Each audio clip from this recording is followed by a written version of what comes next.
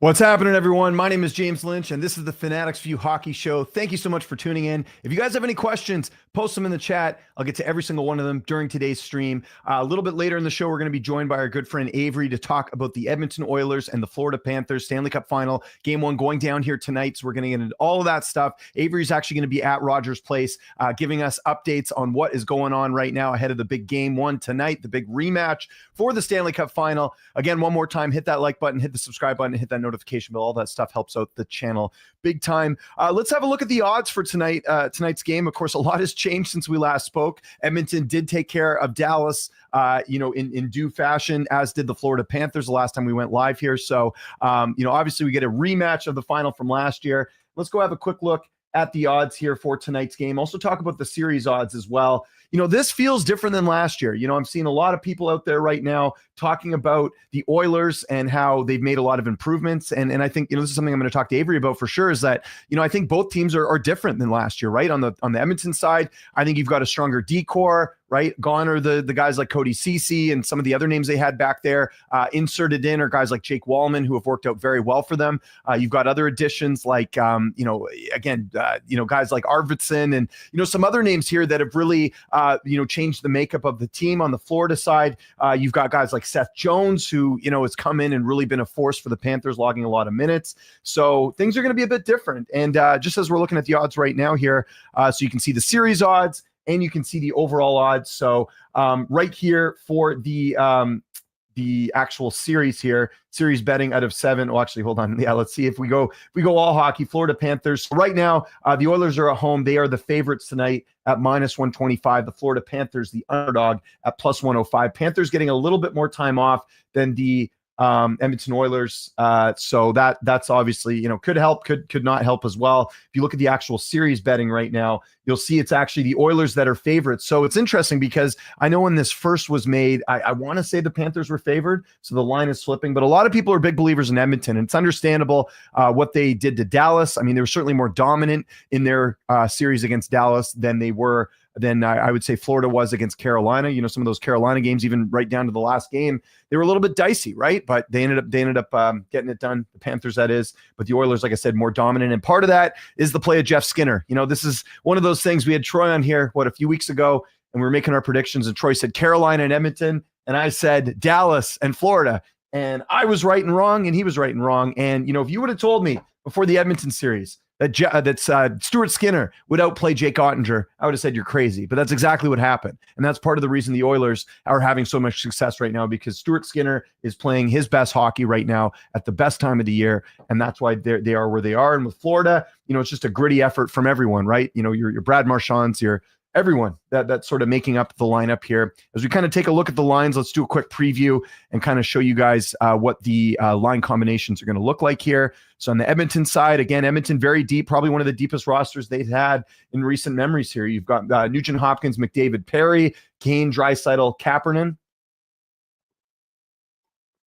Trent Frederick, Henrique, Connor Brown, I believe, is out, but they're obviously making some adjustments. And I think these lines are actually wrong, but again, this is a pretty deep roster overall. Even like a guy like Pot Colson has really played well for Edmonton, given them kind of the things that they need. And look at this back end, much different than last year. Klingberg's been great for them. You got Kulak, Nurse, Bouchard. You got Ekholm back. That's another big factor, right? Ekholm hasn't been with the Oilers for most of the playoffs. That was one of the reasons why I thought the Kings were going to have their number, and they certainly didn't. In that case, they were still able to win without Ekholm. So that just goes to show you how impressive it is. So, this is going to be a great all-time Stanley Cup classic here with some of the names. And then, in goal, obviously, you've got Skinner and you've got Calvin Pickard. So very deep lineup here for Edmonton. Now, if we go look on the Florida side of things, just 1 second, should have had this good to go. If we look at the line combinations here for the Panthers, equally as deep in my opinion. I think they're both very deep here. You've got, Barkov, Reinhart, Rodriguez, Verhaeghe, Bennett, Tkachuk. Your third line, you got Brad Marchand in your third line. That's when you got a stacked team here. Boquist, Yoni Gadjevich on the last line. And then this defense, again, Forsling, Ekblad, Jones, Mikola, Schmidt, Very, very solid lineup. And then obviously in net, you got Bobrovsky, who's been holding it down for them very well. Got to hope he stays healthy. I don't know much about Vancek as far as a backup goalie, but we'll have to see there. But again, very strong lineup here from Florida. So that's your lineup sort of going into this one. I do think they need to be updated a bit. I think those line combos are a bit off. Glad to finally catch one of these. What do you think of the Blues need to do in the offseason to continue to build from this last season? Still can't believe they fumbled an empty net against Winnipeg. Well, a lot of encouraging things there. I've heard some people mention that, maybe St. Louis won't have the same success that they did last year, that it was a bit of a heater, right, that they were on, but we'll have to see. But let's have a quick look on what's going on with St. Louis. I don't know their status as far as like UFAs and all that, but they're a team that had some success, but how can they get to that next level? How can they get past, a Winnipeg or someone like that in the next couple seasons? So having a look at the makeup of the team, and this is a great question, Billy. I always like talking about the Blues. I have a couple friends that are Blues fans, so kind of nice to kind of take a look here. So you got sort of your core guys locked up here, Kyrou, Thomas. You got Pavel Buchnevich tied up as well. Braden Shen, there was some talk about him getting traded. That could still be an option. I mean, here's the thing you got to think of if you're the St. Louis Blues. As much success as you had last year, would it be better to sell some assets when you're dealing with a really weak unrestricted free agent class and maybe get some good value back, and then you could even use some of those picks to flip those for other assets? Like, I wonder if that's something they're thinking of right now with a guy like Braden Shen. Now, obviously, Shen brings a lot to the table, not just obviously points, but a lot of physicality as well, too, the leadership. So there's some things to consider here. I mean, if you're the St. Louis Blues and you get an out of this world offer for Braden Shen, do you entertain it? I think that's something you'd have to consider. If there are ways to upgrade your lineup by trading a Braden Shen, that might be something you have to look at. So that's something to consider. One center we know will not be on the market anymore that we just saw this morning. Frank Saravalli with the news did want to point this out because this kind of ties down to even someone like a Braden Shen. Brock Nelson, I was very surprised to see this here. Brock Nelson going to be back with the Avalanche on a 3-year, $7.5 million contract. I don't think he played that well for Colorado. And I don't think it was much of a fit. So I was a bit surprised to see this. Again, 3 years, you got to like the term here for a guy that's a little like, how old's Nelson? I think he's in his 30s. So, you don't want to be signing guys like this, like an 8-year deal, right? So he's 33, so that he'll be 36 when he's done. Not bad. I think part of this speaks to the fact that the unrestricted free agent class is kind of weak, right? And how are you going to upgrade? Maybe they're worried about Nelson going elsewhere and helping a rival team. That could be another thing there too. So you can see the analytics post here. The AAV came in a little bit higher than we expected, but probably a solid deal for both sides. Market could be less comfortable spot for, and listen, if you're Brock Nelson, you're playing with, a really good team here, right? So that's something to maybe consider. But one of the big UFAs now off the board. Of course, we're still waiting to hear what's happening with Mitch Marner. There's, a lot of, again, we're not that far. I mean, we're less than a month away from NHL free agency. We got the draft. There's so many things that are coming up here soon. So, I imagine there's going to be a lot of activity, and we're hearing a lot of different rumors going on right now about certain players. RFAs as well, something to keep an eye on. Are there going to be teams that can come to terms? They can't come to terms. I mean, that's something that's certainly going to be under the microscope here as well. One thing I did want to touch on, and we'll get into this with Travis Taylor. We'll get him back on here soon, talking about the Stars. Obviously, big fallout from them losing to the Edmonton Oilers. They couldn't get over the hump once again this year. Pete DeBoer. Let's bring up the comments he made, and I know this is a little bit old here. But let me just find the tweet here. That's a little bit interesting, kind of seeing what the sort of the mood is right now with Dallas. So Pete DeBoer putting a bit of the blame on Jake Ottinger for the series loss, with the fact that he made. Let me actually find the quote here. And by the way, you got to point this out too. Let's bring this up here. You guys have been very interested in obviously the Dallas Stars stuff, because look at these views on these videos. Shout out to my guy Taylor for giving us the best post-game coverage that you can get here. But if you look at it there, look at this. Was it Jake Ottinger interview? 68,000 views on YouTube. Look at this, the Jake Ottinger availability. So again, Pete DeBoer making some pretty harsh comments toward, and I'll get those comments up here. Not going to show. I'm trying to find actual text of where he's talking about it. So let me find that here in an article. So here's an article from a couple days ago on Sportsnet. And then DeBoer ended up clarifying his comments here. So let's get this article here from Sportsnet. It just talks about how DeBoer basically said, to summarize what he was saying, he basically said, like, you can't let in that many goals. And I think most fans and people watching felt like the series wasn't Ottinger's fault. He was outplayed, but that doesn't solely lie on Jake Ottinger. It certainly doesn't, it's not all on him. So DeBoer clarified his comments saying, I didn't blame it all on Jake, but the reality is if you go back to last year's playoffs, this is the quote here. I didn't blame it all on Jake, but the reality is if you go back to last year's playoffs, he's lost 6 of 7 to Edmonton. Well, it's not just on him, right? Like, it's the entire team. Where was Wyatt Johnson? Where was some of these players that were not? I mean, Rupe Hintz isn't 100%. He's not playing.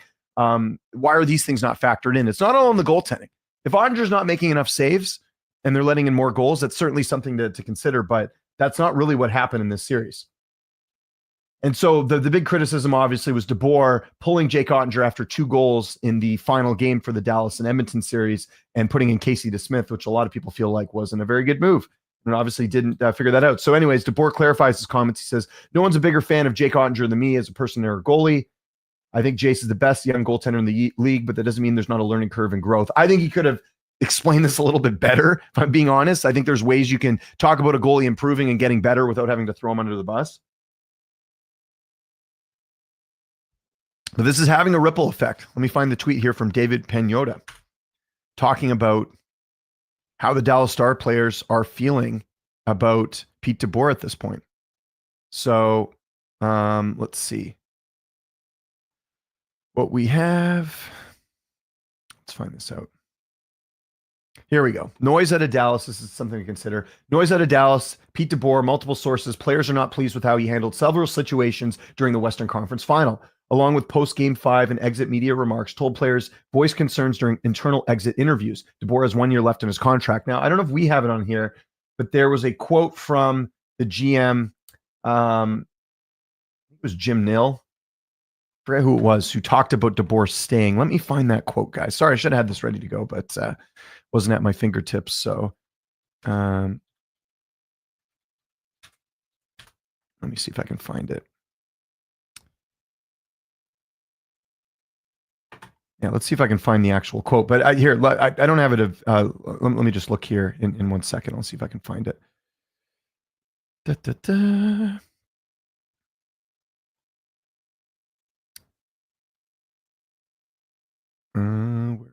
Where are we?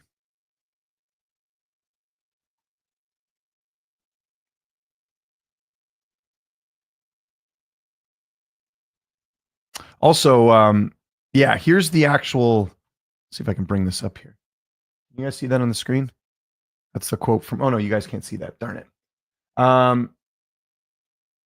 Yeah. Oh, sorry. It was the owner, Tom Gaglardi. Here, let me find this quote. Gaglardi.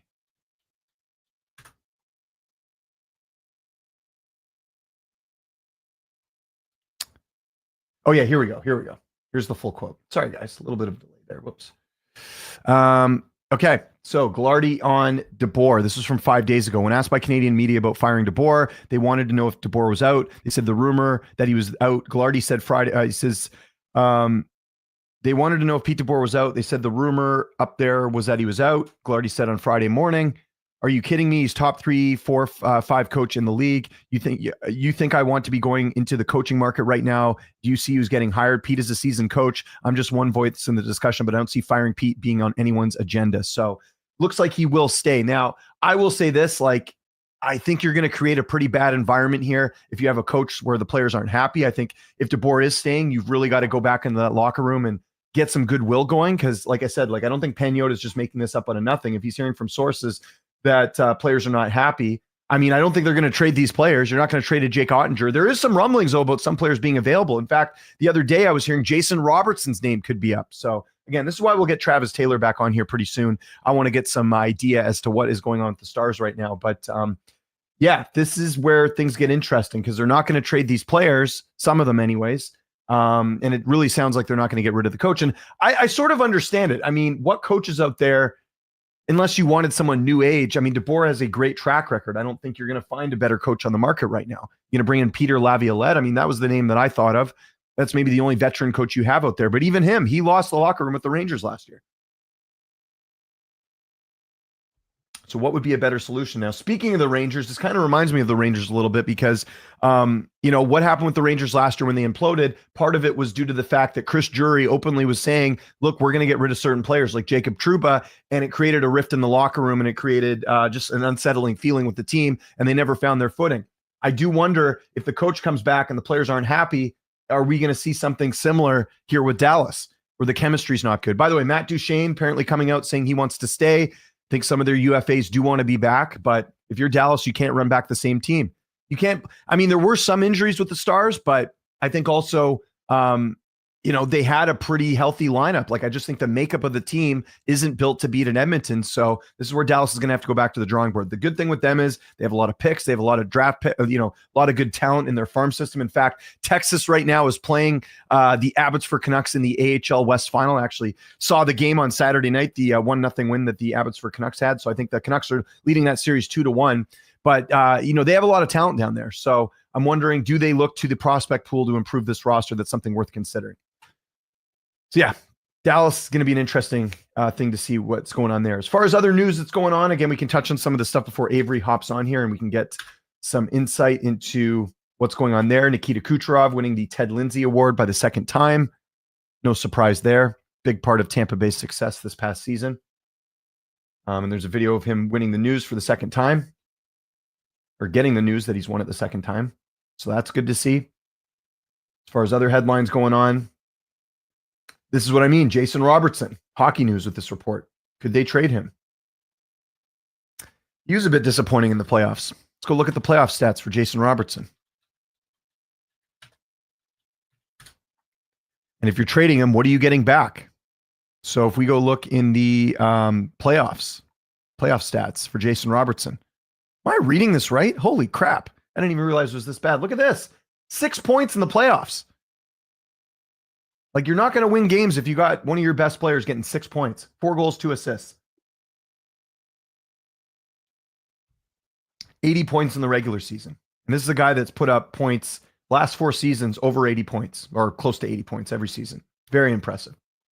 So, left winger, maybe not as, need as much of a need as a right winger, but maybe this is what I mean. Like, this is the type of move that maybe Dallas could make to shake things up a little bit. Trade a Jason Robertson.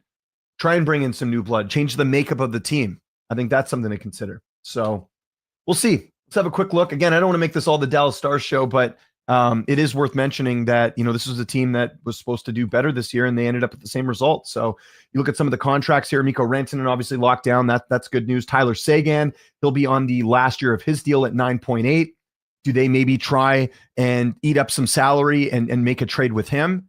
He wasn't that impactful. In fact, let's see what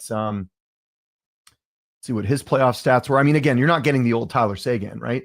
8 points. He had more points than Jason Robertson. Jesus. So there's that. Rupe Hintz, obviously he's staying. Wyatt Johnson at 8.4. Again, we talked about Wyatt Johnson. Let's go look at his stats. 10 points. Again, better than Jason Robertson, but come on, you got to do a little bit better than that.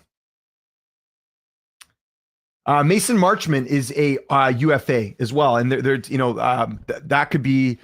I mean, we'll see if he ends up getting a raise. I'm sure he's going to get a raise here, but I've heard some rumblings that he might not be back with Dallas, right?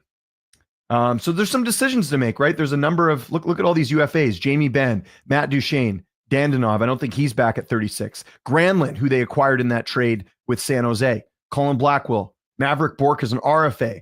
Can they sign him? Is he part of the plans in the future? This is something to keep an eye on. There's RFAs out there. They might not come to terms with teams. Maybe there could be a trade there. There's always teams looking for young. There's always going to be teams that want to bet on a young player, right? And sometimes it works out and sometimes it doesn't. So that's something to really consider here. Will the Dallas Stars, because I'm seeing a lot of players that they got to replace here, and they've got a ton of cap space, right? Actually, they don't. They've only got $5 million in cap space right now. So they got some decisions to make here. It's going to be interesting. You got Ottinger tied up. Get to Smith for another season. You think Oilers can beat Florida this time around? I do. And this is coming from, as you guys know on the show, I don't hide it. I'm not an Edmonton Oilers fan, even though we're going to have Avry on here. I like Avry a lot, respect Avry a bunch, one of the best in the business. Not an Oilers fan, but I do think they can win. Absolutely. And I'm worried about that because I don't think I can handle it. I think as someone who lives in Vancouver, who's, obviously a Canucks fan, it's going to be pretty hard to enjoy, seeing Edmonton win there. But listen, they have a great team. They do. And I think the makeup of this year's team is much stronger than last year. No Vinny Desharnais on the back end. No Cody Ceci. You're getting some different looks there. But anyways, just to wrap up the Dallas thing, there could be a lot of changes here with the amount of players that aren't going to be back. Like Jamie Benn, does he come back at 35? I mean, you're not coming back on the contract you had, but it'll be interesting to see what Dallas Stars do. Keep the questions coming, everyone. Appreciate you tuning in. This is a Fanatics View Hockey Show. We're going to be joined in about 2 minutes here from our good friend Avry. You remember he's been on this show before a number of times. He's my go-to guy when it comes to the Oilers. Oh, another bit of news, not that notable, but Vancouver Canucks re-signing Derek Forbort. Got to mention that as a quick tidbit here. Coming in at a 1-year, $2 million contract. So the big thing with Forbort with the Canucks, penalty killing. He was a big asset. The Canucks had a good penalty kill last year. Part of that was Forbort. He was actually out for the first half of the season a little bit. Was dealing with injuries and some personal things as well. I believe his father passed away, but they get him back. This is a good signing for the Canucks. Good sign in general, right? The whole thing is like, who wants to play for the Canucks because of the Quinn Hughes situation and all this? So I think bringing back a veteran defenseman, and look, there will be defensemen full-time for the Canucks that weren't here full-time last year. Victor Mancini's having a great playoff with the Abbotsford Canucks. You've got Tom Willander potentially making the roster this year, their first round pick from a few years ago. Elias Pettersson, not Elias Pettersson, coming in with the, he maintained a full-time role last year. So there's going to be some changes on the back end for Vancouver. It's going to be very interesting to see what they're able to, how the makeup's going to look. But I think this is a good signing for the Canucks, and I was very happy to see this. So we'll see what the rest of it's looking like. But the rumor right now is, guys, if you're paying attention to Vancouver sports media, the Canucks are being aggressive right now. There could be some changes. And here's the other thing we got to talk about quickly before Avry hops on here. He'll be on in a minute. The goaltending situation. You've got Demko, who's going to be a UFA after next year. He's obviously injury prone. Do you sign him to an extension? To me, it's tough because if Demko gets close to being the old Demko, that's a Demko you want to keep. You got Kevin Lankinen signed up, long-term contract right now. Artur Silovs has been playing very good for Vancouver in the AHL, and he's going to be waiver eligible this upcoming season. So do you trade one of your goaltenders? I mean, you could technically trade Lankinen if you wanted to. He's on a good contract, and he's signed for another couple years.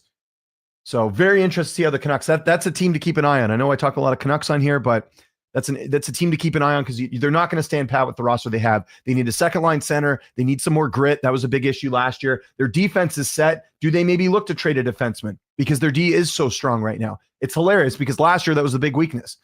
They couldn't defend to save their lives, and now they have a good stable of defensemen here.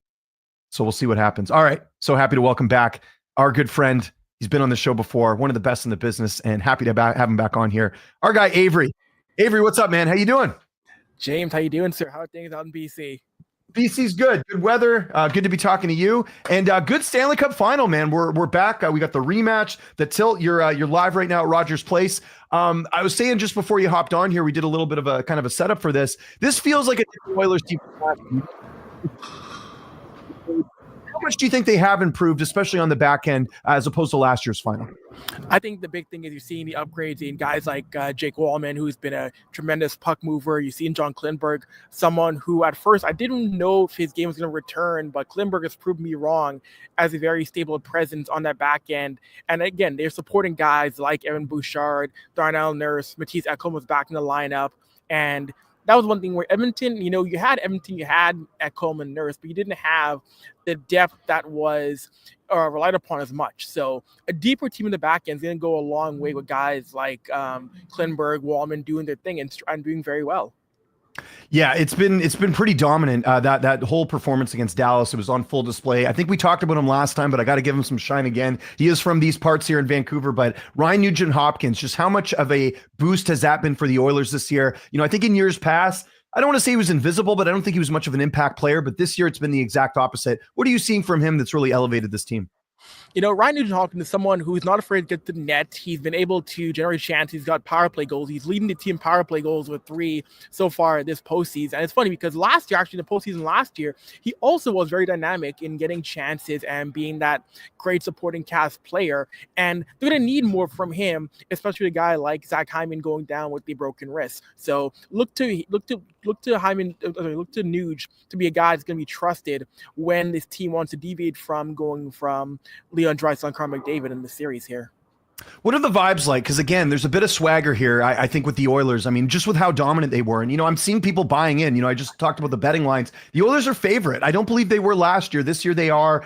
Stuart Skinner's playing well. Even with the Hyman injury, you're getting Ekholm back. Obviously, that was a big boost to them too. Are you kind of noticing that this is like, kind of a team that, they've been there last year. They were close to winning it. Do you feel like there's a bit of a swagger with the Oilers this year, maybe compared to last year? Yeah, totally. Last year felt like a team that, that was off, wow, we made it, the Cup Final, holy cow.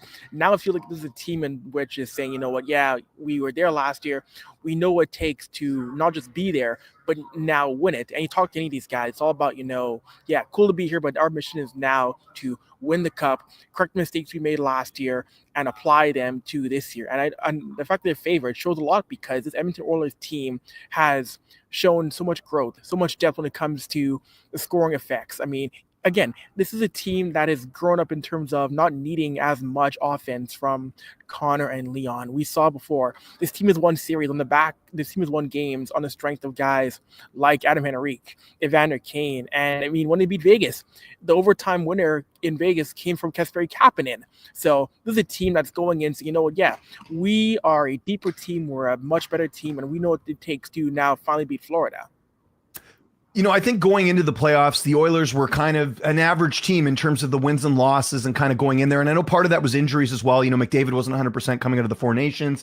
But you sort of saw a bit of a flip switch in that LA series. I mean, I think people forget LA was favored to win that series. There was a lot of people counting Edmonton out. They sort of got through that hoop, and then it was Vegas. They got through that, and then they just dominated Dallas. How much do you think, too, McDavid, it seems like he's a lot healthier this year than he was last year's playoffs. How much is that also contributing to things?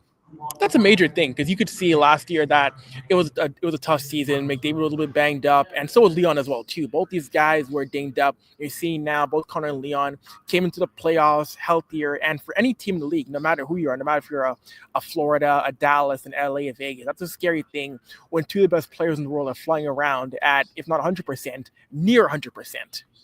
Yeah. One thing too that I think you look at the fact that this for the longest time has been a two player team, right, with Draisaitl and McDavid, but we just talked about the depth. They've got a lot of really good pieces in there, even like a Corey Perry, like someone that's been there and done that and all that. But one player I think who's played exceptionally well, and I think it's because of the pieces they've added, is Darnell Nurse. He got a lot of flack over the last couple of years because of the contract, but I think having a Jake Wallman there, having some of these other players step up and maybe alleviate some of the pressure. Have you noticed that with him where he's really thriving right now because he's in a better role? Mm-hmm. That's a big thing, yeah. When Darnell isn't entrusted to try and do everything, that's where Darnell can thrive best. Focus on being a physical presence on the back end. Focus on being that offensive D-man who likes to jump up in the rush, get his shots off. That's where Darnell Nurse thrives best. When he tries to do everything, that's where he gets himself in trouble. And, it could be, again, him feeling like, I'm the 9.25 man. I have to do everything. But when you tell him, no, Darnell, that you don't need to be everything on the ice, Jake Wallman's here to help you out. That's where you see his game thrive and become really good. How different is Florida this year? Again, they did lose some pieces, but they, you could argue they might even be a better team this year. Seth Jones, I think, was such a huge acquisition for them that I don't think people really factored in when the trade was made. They got Brad Marchand on your third line. Like, what type of a team are we expecting this year from Florida compared to last year? First of all, they're going to be a buzzsaw. Like, that is a team. We saw them go through Carolina like they were nothing. We saw them battle back from being down 0-2 against Toronto. And right, you bring in Seth Jones, you bring in Brad Marchand, and there's still Sasha Barkov on this roster. There's still Aaron Ekblad. This is a team that is going to find ways to shut down chances through neutral zone. They're a really good two-way team. So I'm just going to have to focus on how can we crack that strong defensive structure of Florida. If they can do that, Edmonton should be in good shape. But for Florida, their big thing has been denying zone entries, denying speedy centers and wingers. So it's going to be a tough task because Florida will not be a team that will go down in 4 or 5 games. Yeah, I agree. How does the Oilers match their physicality? That's something we've seen. Let's be honest here. Let's call it like as we're both Canadian. Florida plays on that line, right? They do when it comes to being a little bit over aggressive. We know in the Toronto series, obviously going after Stolarz. How can Edmonton prepare for that? They've got guys that got some bite. Just ask Evander Kane and some of the other names on that team. But how do the Oilers match that and not get too emotional when you've got a team that plays like that? It's a tough question because you're right. They do have those guys like the Corey Perry, like the Evander Kanes, even at times Trent Frederick, who do like to mix it up. I think the big motto has to be is that where you have to keep this game and this series at 5-on-5, because even though the power play is figuring things out, the penalty kill is still a little bit iffy. So you want to, as much as possible, keep things at 5-on-5, because when this team plays at even strength, they are so hard to contain. So it's really going to be a matter of Chris Knobloch telling his boys, hey, you can engage in that a little bit, but do not go too far, because you don't want to go down on the penalty kill against a very strong Panthers team that knows how to win and shown it before.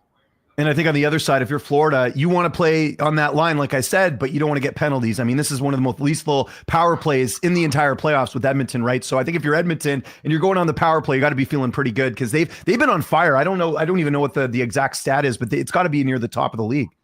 It's one of the better ones. And what's scary is that when this postseason began, they couldn't buy a power play goal on the road. That was a big thing in the series against LA. The power play wasn't clicking on the man advantage. But now we're seeing the power play coming together now at home and finally on the road. We saw it against Dallas. The power play finally came together against the Stars in Texas. So with game 1 and game 2 in Edmonton, it's a good look for Edmonton to try and get those power plays now in the early series here.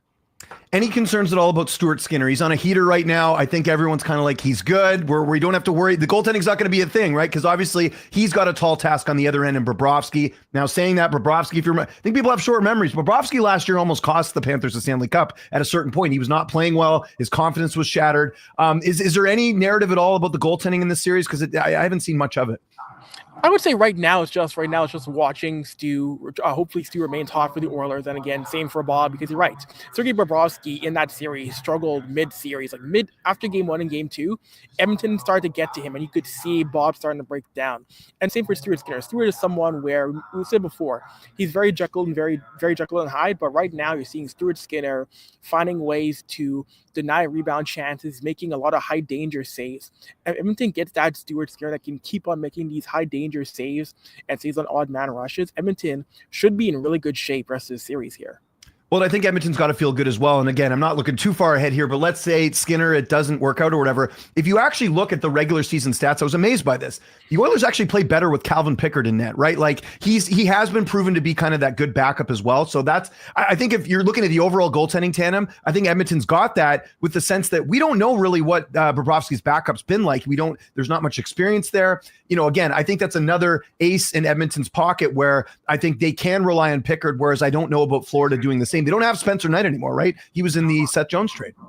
That's a big thing. Yeah, that's a big thing. Edmonton has this year relied upon both. You're right, Pickard and Skinner. We haven't seen much of Vitek Vanacek from Florida like that. He's not played all that much. If you're a problem, Reese, you don't want to go into a situation where you're playing Vitek Vanacek in a Cup Final game in the same way how you have to play Anthony Stolarz last year during that 8-1 game. So that is an advantage to Edmonton, which you can roll out Pickard, who is now back in the roster.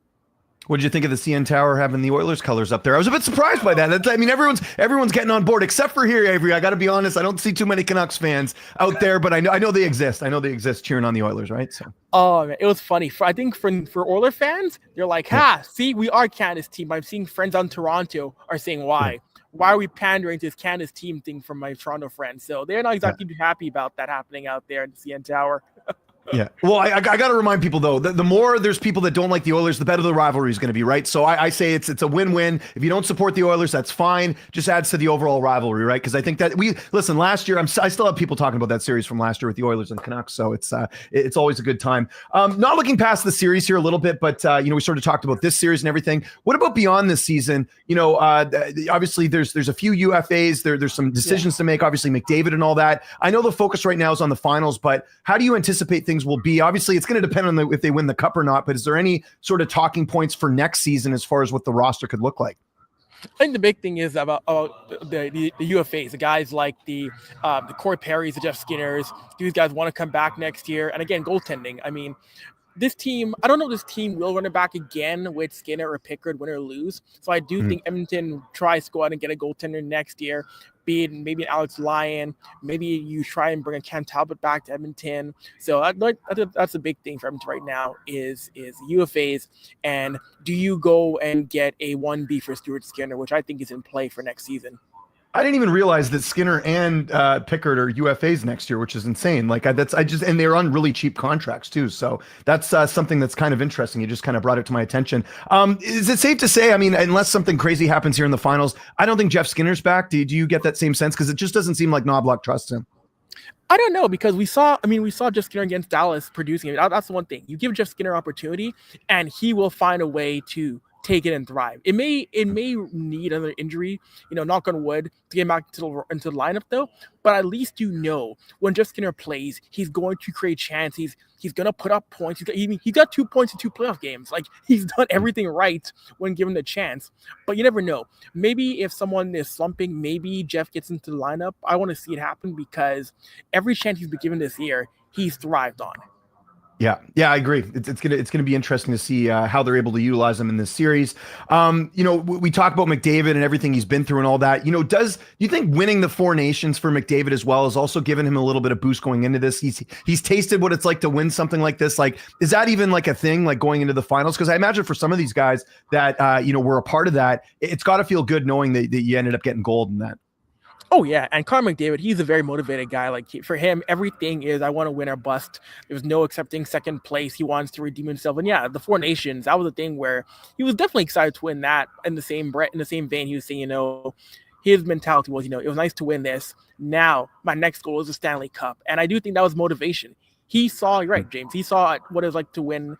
A taste of success was like get a trophy. He now wants the big silver trophy in 2 weeks or so. But yeah, that definitely is a motivation to say, hey, this job is done. Now the bigger job is still at hand to handle.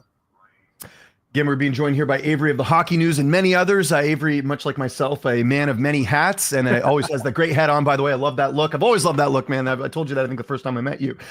So Florida, kind of looking at the Florida side of things, one of the things that doesn't really have anything to do with the finals, but it's been a big talking point around these parts is this whole, non-tax thing and players wanting to go play there.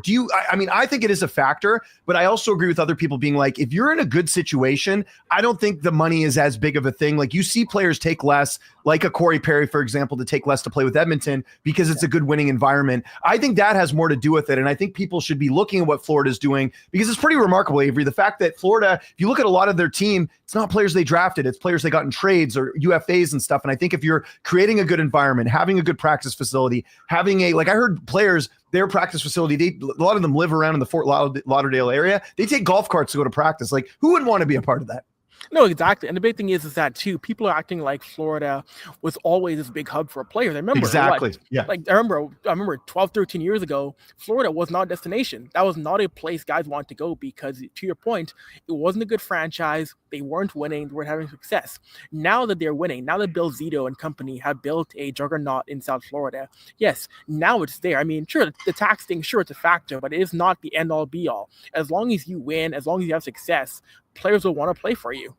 Yeah, completely agree. Let's take a look at some other things just quickly outside of the Stanley Cup Finals because there's a lot of storylines going on right now. You saw Dallas firsthand. We saw the comments from Pete DeBoer after the series, basically throwing Jake Ottinger under the bus. There's now kind of rumblings coming out that the players weren't happy about that, which is understandable. But then you got the owner coming out saying, oh, no, Pete DeBoer, he's one of the top coaches in the league. Like, who are you going to replace him with? How do you think that situation is going to play out? I'm fascinated because, the easy thing to do when you haven't been able to get over the hump is fire the coach. DeBoer's only got 1 year left, but he also got the owner saying he's a top coach. Like, do you think he stays? What do you think is going to happen there? To me, the big thing is you got a franchise goaltender in Jake Ottinger. He's probably going to be the Team USA starter next year in Milan for the Olympic Games. That is a guy who has been a part of your success for a long time. And what you mentioned right there, Pete DeBoer has 1 year left. I know ownership likes DeBoer, but to me, you got to keep your franchise netminder happy. You don't want Jake Ottinger, for whatever reason, to say, you know what, hey, I'm out, or be in a spot where it's either him or me. Because if it is, personally, I side with my goaltender as opposed to a coach who you can, and even though ownership was saying, oh, who are you going to replace him with? There were so many other coaches who would love the chance to go to Dallas, Texas, and coach Jake Ottinger, coach Jason Robertson, Miro Heiskanen. You will find somebody who will take that job in a heartbeat. You will not find a second Jake Ottinger easily. Yeah, I agree. It's much easier to get rid of a coach. And, I heard him talk about there aren't any good coaches available. I mean, I thought when DeBoer made those comments and people were talking to him going, Peter Laviolette seems like an obvious choice. He's an American, someone that would fit there. Now, obviously, the issue with Laviolette, he kind of lost the room in New York last year. I think that's part of the reason he was ousted. But that if they were looking to get an experienced coach, and I know you're like me, where it's like, we got to get some new blood in the NHL, right? Like we've had so many of the same coaches recycled. And, you're seeing like a Spencer Carberry in Washington, who was a bit of a new school guy, get opportunities. I would hope they would kind of look in that direction too. To just to spice things up a bit. And not even that, just I think a lot of these guys, it's the same thing that hasn't been working. Try something different. So I'm with you. I'm very curious to see how this kind of unfolds here. I was mentioning that Dallas has got a lot of UFAs at the end of the season, albeit a lot of those are older guys like Jamie Benn. But very interesting offseason. Did you see Brock Nelson sign today in Colorado? Your thoughts on that? Surprised me a little bit just with the fact that I don't think he played that well for Colorado in the playoffs. Yeah, no, the Brock Nelson experiment in Colorado wasn't one that paid off. I think a lot of Avalanche fans were thinking, we're bringing in a guy who has done a lot of great things with the Islanders, had playoff success, could have been an addition to that room to help guys like Landeskog and company, but it just didn't pay off. And I guess the Avalanche want to see what a full year of him in that market will be like. But I do think if you get a full year of Brock Nelson and he still isn't producing what he should be, that's going to be a major error on that franchise's part. Yeah, and they've struggled to get that second line center for a while, for basically since they lost Nazem Kadri, right? Like it hasn't been an easy transition for that too. Do you not also think it speaks to the fact that this is kind of a weak UFA class? I mean, outside of your Mitch Marners and some of the other names that are out there, do you think part of that is the Avalanche is like, I don't know how we can make this better. Let's just keep the guy we have and hope it works out. Exactly. No, you're totally right. The UFA class people are looking forward to is next year. That's the UFA class people have got their big eyes on. This year's class, you're right, outside of Mitch Marner, there isn't really many names that jump out at you in terms of, where could he go? It's Mitch Marner at the top of that class, and then there's several gaps in terms of who else you're keeping an eye on for the UFA class. And there's a lot of teams looking for second line centers. I know here in Vancouver, that's been the talking point since they got rid of JT Miller. And, we see so many other teams, Winnipeg, that we've heard that wants to do that. I think there's going to be a lot of movement here, especially with like trades and RFAs, especially. Like, I think there's going to be teams looking to buy on some of these, maybe an expensive price to get some of these RFAs and hope that they pan out. Do you see a lot of activity? Because I think between, after the finals over and the draft and UFA, the unrestricted free agent day on July 1st, I think there is going to be a lot of movement. What do you think? I think with RFAs, certainly. And, it wouldn't shock me if someone else tries an offer sheet. I mean, I've heard rumors and rumblings that someone might try to offer sheet Evan Bouchard because that's someone who's going to want to get paid, and it wouldn't shock me. And the big thing then for Oilers brass is to match a deal, because you cannot let Evan Bouchard walk on an offer sheet. Yeah. Is there concern there, though? Because obviously we know what happened last year with Holloway and Broberg, which ended up being a big benefit for St. Louis, I think, in their playoff run. No, it seems like from what I hear from the franchise, everybody likes Evan Bouchard. He's someone the organization wants to keep long term. So I mean, a team could try to offer sheet him, but I don't think it'll actually go through, or it will not match it.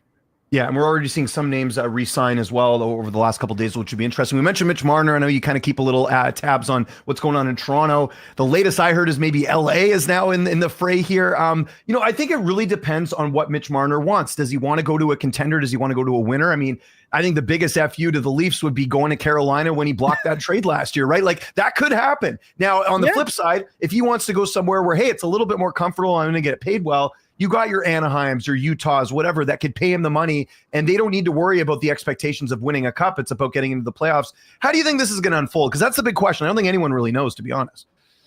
No, exactly. And, you mentioned Utah. I think Utah would be a great spot for him. You got guys like Logan Cooley, Clayton Keller. That's a team that could use another veteran guy to get him over the hump. And even when they were still Arizona, I thought that team was just a couple of years away from really breaking on through. Mitch Marner could be that final piece, get them into the postseason in Utah.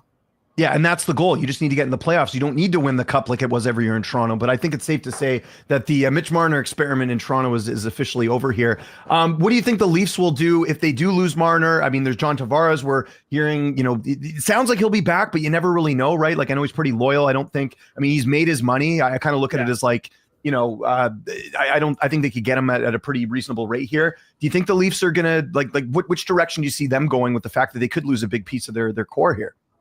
I do think Tavares is the guy who remains in Toronto, but I do think they do try to take a swing at Sam Bennett. That's been a name that's being linked before in the past, and that's someone who, Sam Bennett, again, great pass. He's a quintessential, hate playing against him, love having him on your team. I think that's the kind of guy the Leafs try and take a big swing at this summer here.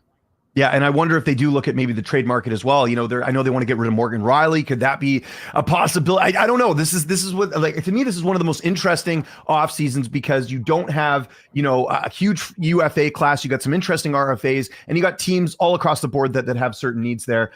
Before we go, what's the best part of covering a Stanley Cup final? I've never done it before. Is the catering better? How are things, at Rogers Place these days? For the record, yes, the food's amazing. That's the one thing. Yes. NHL does have a great buffet.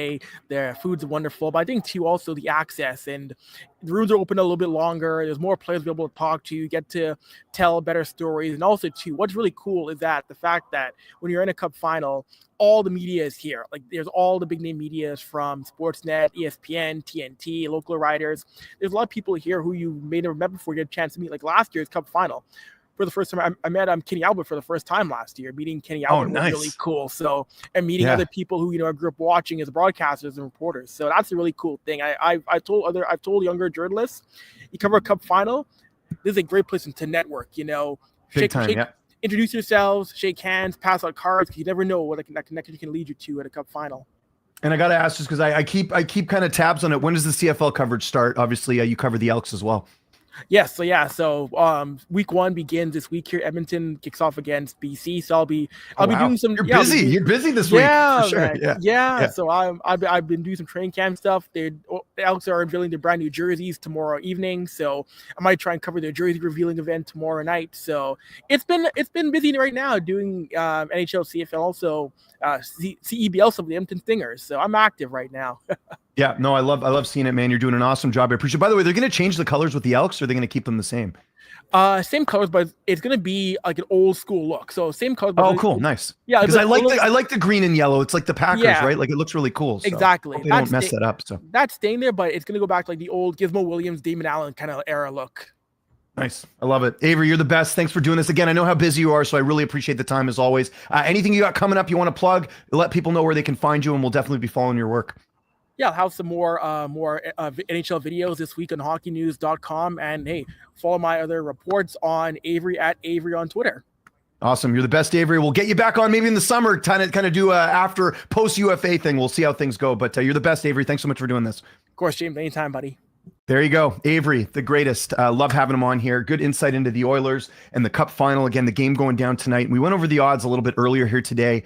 Oilers are going to be favored. They're actually favored to win this series. So we'll see how all that goes with the Cup final. We're very excited about that coming up here tonight. I'm going to miss part of it because I got to coach my team that I coach, the under 9 boys that I coach. They have a playoff game tonight right around the time, I think shortly after the game goes down. So I'll be kind of keeping tabs on my phone as that's going on, but I'll definitely be keeping an eye here. Again, we're going to good time to put a bow on this here for today. As I always say, if you guys have any questions, just post them in the comments. We'll get to them whenever I can. I always try and check the channel and try and respond to you guys as much as I can. We'll be back next week. I think the finals will still be, the finals still will most likely still be going on. So we'll kind of check in with that. Might get our guy, Travis Taylor, back on here or Travis Tyler, I should say, back on here and talk a little Dallas Stars. We'll see. Maybe we'll get Troy back too. It'd be cool to get his insight into the playoffs as well. But we'll definitely get a guest on here next week. I appreciate you all watching. My name is James Lynch. You can follow me there on the handle at Lynch on Sports. We do this show every single week here on Fanatics View. Hope you guys have a great rest of your Wednesday. We'll see you in a week, and I'm sure we'll have a lot to talk about next time. Thanks so much for watching.